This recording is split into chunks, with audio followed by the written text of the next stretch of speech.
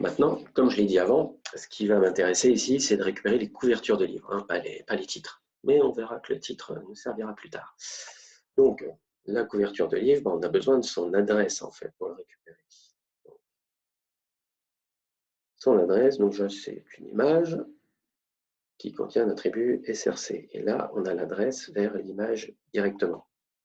Seulement, cette adresse, c'est seulement, c'est pas l'URL complète. Nous, on a besoin de l'URL complète. On va s'arranger. Et donc, je vais mettre tout ça dans un attribut file URL qui est en fait un attribut attendu par la fonction qu'on appellera plus tard pour faire la sauvegarde. Donc, c'est pas pour rien que je l'appelle comme ça, file URL. Et donc, ce dont on a besoin, c'est de l'image. Donc, comme sélecteur, on va sélectionner IMG, ça va bien se passer. Et l'URL qui nous intéresse, c'était dans l'attribut SRC. Mais comme j'ai dit, cette URL n'est pas complète. Alors, on a un autre attribut dans Scrape qui est intéressant, qui va nous permettre de retoucher un peu la valeur qu'on a récupérée, qui s'appelle parse. Et donc, parse prend en entrée une fonction. Donc, notre fonction, elle va avoir un paramètre SRC. Voilà.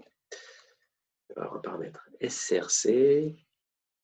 Et on va pouvoir retourner notre fameuse base URL, qui tombe bien, hein, notre fameuse base URL plus notre SRC, ce qui va faire notre URL complète. D'accord? OK. Et donc, on va se retrouver avec un objet, un tableau d'objets books. Et c'est là qu'entre en jeu une nouvelle fonction de Cozy Connector Libs qui s'appelle Save Files. D'accord? Et donc, Save Files, on va l'utiliser tout simplement. Oui, elle retourne une promesse aussi. Save Files. Elle prend en premier paramètre justement un tableau d'objets, books, qui contient un file URL en paramètre dans chaque objet. Et elle a besoin aussi d'une autre donnée qui est ce qui est passé à notre fonction. En fait, ce fields-là contient, outre ce qui aura pu être saisi par l'utilisateur, elle contient aussi le répertoire où doivent être stockées les informations. Donc ici, si on passe fields, ces files s'en sortent très bien.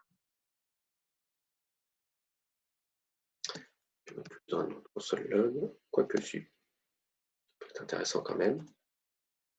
Voilà. Et c'est parti.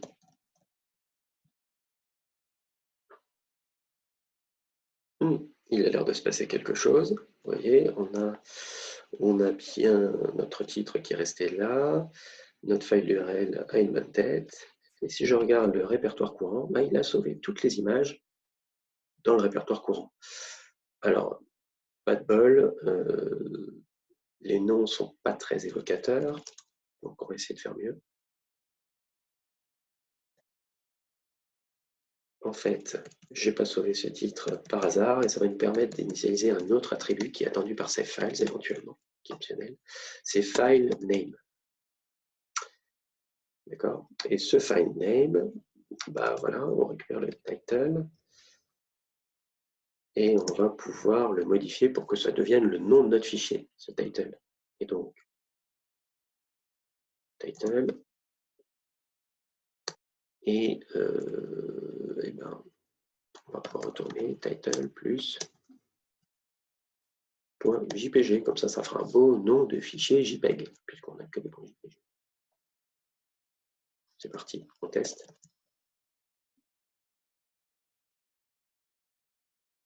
Alors, vous voyez, en mode debug, les logs sont très abondants, comme vous pouvez voir, donc ça peut servir aussi plus facilement à débugger. Une fois que le connecteur est lancé vraiment dans Collect, une fois qu'il est packagé, lancé dans Collect, etc., il est moins bavard. Voilà. Donc, est-ce que j'ai mes images? J'ai mes images. Donc, voilà, objectif atteint, on va dire, pour cette première vidéo. L'idée, ça va être d'en faire d'autres. On verra les sujets par la suite. Et bon, bah, j'espère en tout cas que cette vidéo vous aura plu. Et puis, bah, je vous dis à bientôt. Et puis, passez une bonne journée.